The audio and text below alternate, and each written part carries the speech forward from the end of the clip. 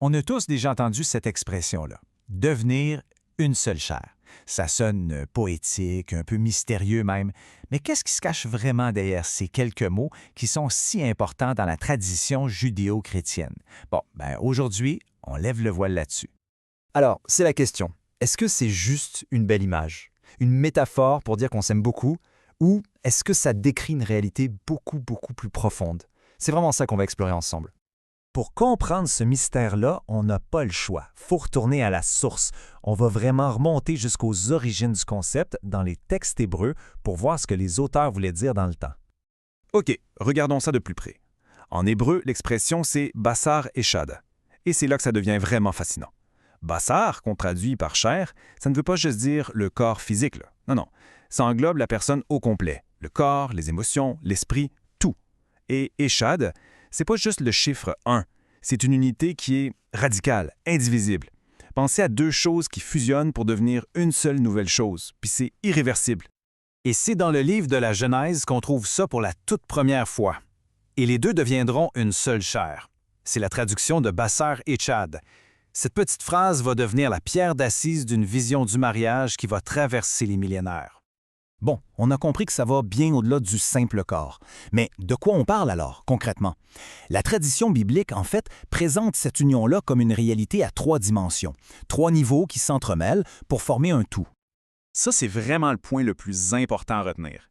Quand le texte parle de chair, il parle de la personne en son entièreté.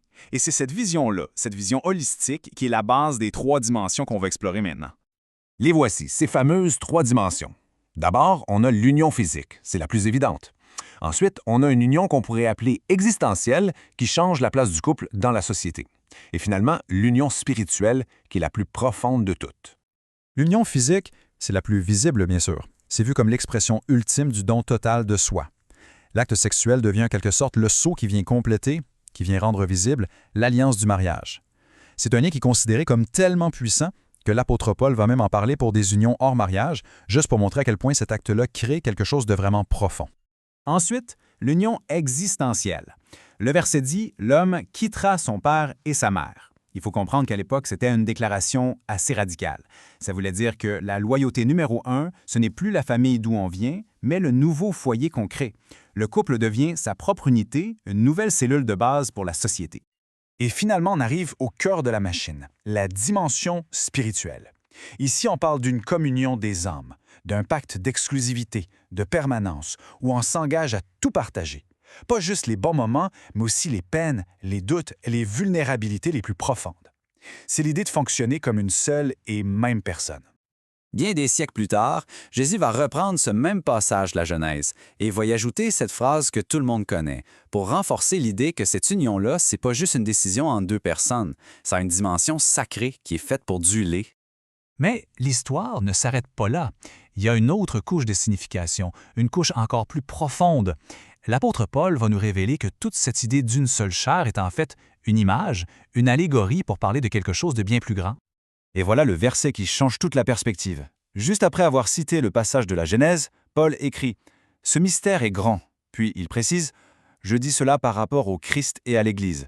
Et là, tout bascule. Le mariage humain devient soudain le reflet de quelque chose qui le dépasse infiniment. Ce que Paul est en train de dire, c'est que l'union d'un homme et d'une femme dans le mariage, c'est comme un signe visible qui nous aide à comprendre une réalité invisible, la nature de la relation d'amour, d'alliance entre le Christ, qui est présenté comme l'époux, et l'Église, son épouse. Ce tableau-là, ça nous aide à voir la comparaison vraiment clairement. Chaque aspect du mariage devient une sorte de miroir. L'amour et le sacrifice dans un couple, c'est le reflet du sacrifice du Christ pour l'Église. L'unité, le fait que le lien est permanent, c'est une image de l'union éternelle entre le Christ et son peuple. Le soin qu'on prend l'un de l'autre, c'est un écho de la façon dont le Christ prend soin de l'Église. Alors, qu'est-ce qu'on retient de tout ça? Essentiellement que le concept d'une seule chair, ça élève la vision du mariage bien au-delà d'un simple arrangement social ou d'un contrat devant la loi. Et voilà le point central. Devenir une seule chair, dans cette optique-là, ce n'est plus juste une affaire privée entre 2 personnes.